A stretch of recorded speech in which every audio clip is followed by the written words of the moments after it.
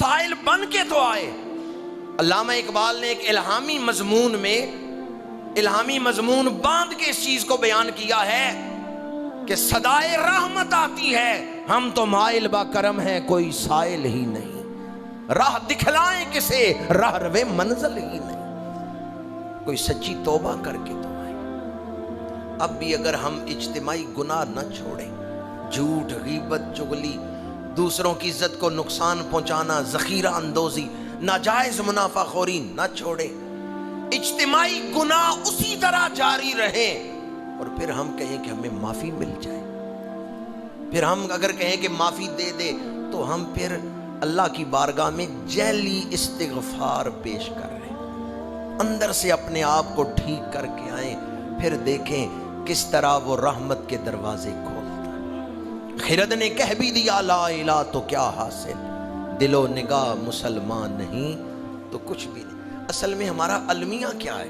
المیہ یہ ہے کہ ایک ہماری انا ہے، معاشرے میں ہمارا ایک مقام ہے، یا ہم نے اپنے ذہن میں سمجھا ہوا ہے کہ میرا یہ ایک رتبہ ہے، میرا یہ ایک مقام ہے، ہم اس کو بھی نہیں کھونا چاہتے۔ دوسرا، اس کے لیے جو پیسوں کی، مال کی ضرورت ہے، ہم وہ بھی حاصل کرنا چاہتے ہیں، اور اس مال کے لیے پھر جو جھوٹ یا جو بھی غیر اخلاقی کام ہے وہ ہم کرنے کو تیار ہوتے ہیں، یا غیر شرعی کام ہے وہ کرنے کو تیار ہوتے ہیں۔ شیطان بندے کو غربت سے ڈراتا ہے، یہ قرآن پاک میں ہے، اور پھر اسے گناہ کرواتا ہے۔ شیطان غربت سے ڈرا کے پھر بندے سے گناہ کرواتا ہے۔ تو ہم اپنی انا کے خول سے نہیں نکلنا چاہتے۔ ہم میں سے ہر ایک نے اپنے ارد گرد انا کا خول چڑھایا ہوا ہے، ہم اس انا کی قربانی نہیں دے سکتے، اور یا پھر ہم صبر کر کے رزق حلال پہ قناعت نہیں کر سکتے، اس لیے ذخیرہ اندوزی یا ناجائز منافع خوری یا دھوکہ دہی کا بازار گرم ہے۔ دنیا قربانی کا مقام ہے، یہ جس مرحلے پہ ہم ہیں، دنیا کی زندگی یہ قربانی کا مقام، اصل زندگی آخرت کی زندگی۔ بیماری آئی ہے تو لوگ موت سے بڑا ڈر رہے ہیں، ٹھیک ہے، ایک حد تک احتیاط کرنا چاہیے، لیکن میں یہ کہتا ہوں موت سے نہ ڈریں، موت کے بعد جو زندگی ہے نا اس سے ڈریں۔ اب تو گھبرا کے یہ کہتے ہیں کہ مر جائیں گے، مر کر بھی نہ چین آیا تو کدھر جائیں گے؟ موت کے بعد بھی تو زندگی ہے۔ آپ موت سے ڈرتے ہیں کہ موت نہ آئے، وہ تو طے ہے کہ موت نے آنا ہے۔ سال کا آخری دن تھا تو ایک شاعر نے اس پر قلم اٹھایا کہ سال کا آخری دن ہے، اگرچہ کچھ دھوپ باقی ہے، مگر طے ہے کہ آخر شام ہونی ہے، میری زیست کی کہانی انجام ہونی ہے۔ اگر طے ہے یہی ہونا تو پھر کس بات کا خطرہ، تو پھر کس بات کا رونا؟ جب یہ بات طے ہے کہ موت آئے گی، دوپہر کا وقت ہے پر شام آئے گی، یہ طے ہے، یہ فیصلہ ہو چکا ہے، تو وہ شاعر کہتا ہے اگر طے ہے یہی ہونا تو پھر کس بات کا خطرہ، تو پھر کس بات کا رونا؟ موت سے ڈر کے نہ روئیں، ہاں ڈریں موت کے بعد جو وقت آئے گا، موت کے بعد جو زندگی ہے اس کی فکر کر لیں۔ اور میں دین کا ایک طالب علم ہونے کی حیثیت سے اس منبر مبارک پہ بیٹھ کے کہہ رہا ہوں، اگر ہم موت کے بعد والی زندگی کا ڈر اپنے دل میں پیدا کر لیں، اللہ دنیا کی زندگی کو بھی سنوار دے گا۔ من عمل صالحا من ذکر او انثی وهو مؤمن فلنحیینہ حیاتا طیبہ، فرمایا جو عمل اچھے کرے گا ہم اسے زندگی اچھی عطا فرمائیں گے۔ ڈریں موت کے بعد جو زندگی ہے نا اس سے۔ اور آج اگر تھوڑی تکلیف برداشت کر کے موت کے بعد والی زندگی سنور جائے تو یہ تکلیف برداشت کرنا، صبر کرنا، قربانی دینا، مال اللہ کے راستے میں خرچ کرنا نفع کا سودا ہے یا گھاٹے کا؟ شہزادہ ہے لباس ایسا پہنتا ہے کہ لوگ بڑے بڑے امراء اور وزراء حیرت میں مبتلا ہو جاتے ہیں، اتنا قیمتی اعلیٰ لباس، اور اتنا خوبصورت جوان ہے اور طبیعت میں اس قدر خوش مزاجی ہے کہ عطر میں بسا ہوا لباس پہنتے ہیں، جس گلی سے گزر جائیں لوگ پہچانتے ہیں اس گلی سے عمر بن عبدالعزیز گزر کے گئے، ایسا لباس پہنتے تھے، قیمتی لباس، خوشبوؤں میں رچا بسا لباس، خلیفہ بنا دیے گئے۔ حکمران بن کے پہلا حکم کیا جاری کیا ہے؟ کہا میرے خاندان کے جو پہلے حکمران گزرے ہیں ان کے اہل و عیال، ان کے پاس جو مال ہے وہ بیت المال میں جمع کروائیں، غرباء کی مدد کے لیے جمع کروائیں۔ اس کا آغاز سب سے پہلے میں اپنے گھر سے کرتا ہوں۔ میری بیوی فاطمہ بنت عبد الملک، خلیفہ کی بیٹی، خلیفہ کی بہن اور خلیفہ کی بیوی، یعنی فاطمہ بن عبد الملک کا باپ بھی خلیفہ تھا، پھر اس کے بھائی بھی حکمران رہے، اور اب اس کا خامند بھی حکمران ہے۔ تو اس عورت کے پاس کتنا مال و دولت ہوگا، جس کا باپ بھی خلیفہ، جس کے بھائی بھی خلیفہ۔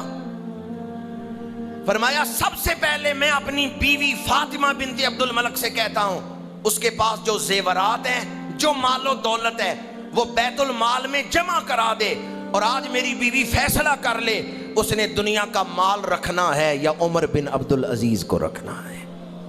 ہزاروں سلام اس بی بی کو، اس نے کہا سارا مال بیت المال میں جمع کرانا۔ محل چھوڑ کے خامند کے ساتھ جھونپڑی میں چلی گئی۔ بڑا مشکل ہے محل چھوڑ کے جھونپڑی میں جانا، بڑا آج ہم یہ نہیں کر سکتے، یہ ہمارا مسئلہ ہے۔ ہم جس سٹیٹس پہ ہیں اس سے تھوڑا سا نیچے نہیں آ سکتے، قربانی نہیں دے سکتے۔ عمر بن عبدالعزیز اس ہستی کا نام ہے جس نے قربانی دی، محل چھوڑ کے جھونپڑی کو اختیار کیا ہے، قیمتی لباس چھوڑ کے۔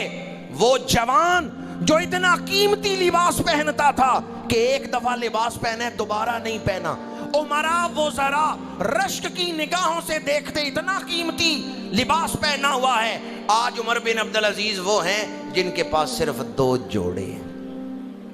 آج عمر بن عبدالعزیز پہ وہ وقت آ گیا کہ اپنی بیٹیوں کو عید کے لیے نئے سوٹ نہیں خرید کے دے سکے، اپنی بیٹیوں کو نئے کپڑے نہیں دے سکے۔ گھر آئے ہیں بیٹیاں جوان ہیں، ابا جان سے بات کرتے ہوئے منہ پہ ہاتھ رکھے، تو آپ اپنی بیٹیوں سے پوچھتے ہیں کہ مجھ سے بات کرتے ہوئے منہ پہ کیوں ہاتھ رکھ رہی ہو؟ تو وہ عرض کرتی ہیں ابا جان گھر میں سالن کوئی نہیں تھا، ہم نے کچے لہسن کے ساتھ روٹی کھائی ہے تو اس کی بدبو آ رہی ہے منہ سے بدبو۔ یہ کس کی بیٹیاں ہیں؟ وقت کے حکمران کی بیٹیاں ہیں۔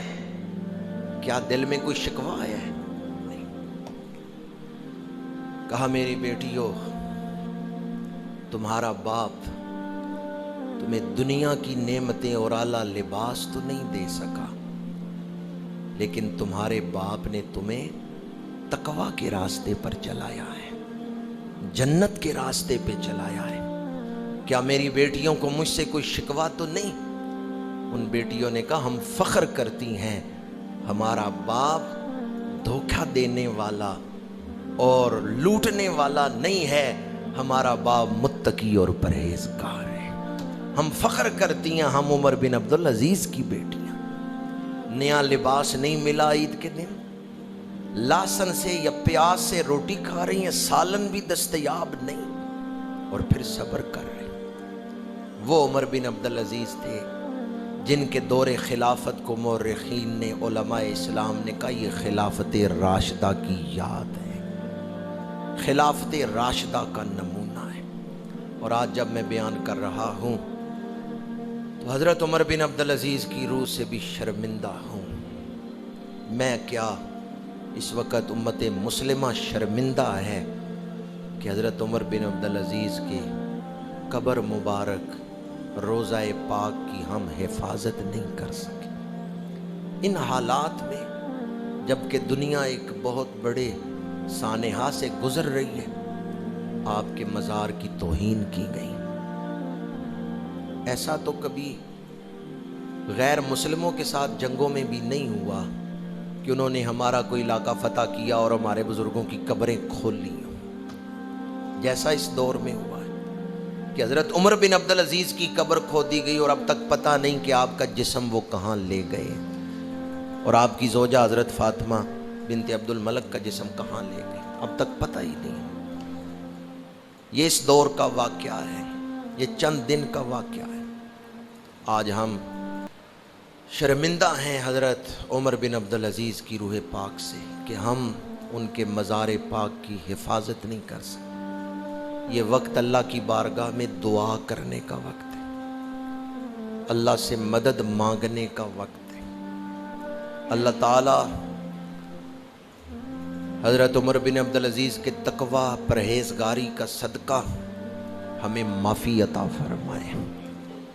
میں ان الفاظ پر اپنی گفتگو کو سمیٹوں گا کہ قبر اکھیڑنے سے یا ان کے جسم مبارک کی بے ادبی کرنے سے حضرت عمر بن عبدالعزیز کی عزت کو نقصان نہیں پہنچایا جا سکتا۔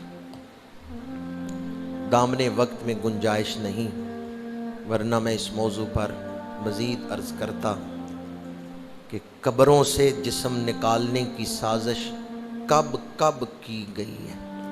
حضرت نور الدین زنگی کے دور میں بھی گنبد خضرا کے اندر سے حضور کا جسم مبارک نکالنے کی جسارت کی گئی، سازش کی گئی، لیکن میرے زندہ نبی نے حضرت نور الدین زنگی کو خواب میں اپنا دیدار عطا فرمایا ہے، اور ان گستاخوں بے ادبوں کے چہرے بھی دکھائے ہیں جو مدینہ منورہ میں آ کے مقیم تھے اور زمین کے اندر سے زمین کھود کے قبر مبارک روضہ پاک کی طرف جا رہے تھے۔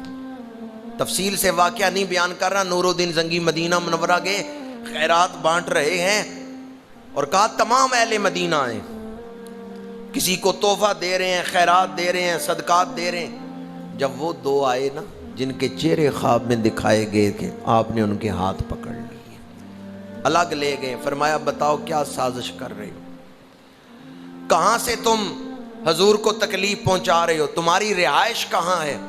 جا کے دیکھا تو جہاں وہ رہتے تھے وہاں سے انہوں نے ایک خندق کھودنا شروع کی ہے اور زمین کے اندر سے ہی حضور کے روضہ پاک کی طرف جا رہے ہیں۔ میرے آقا کریم نے فرمایا نور الدین زنگی مجھے ان سے بچاؤ، یہ مجھے تکلیف پہنچا رہے ہیں۔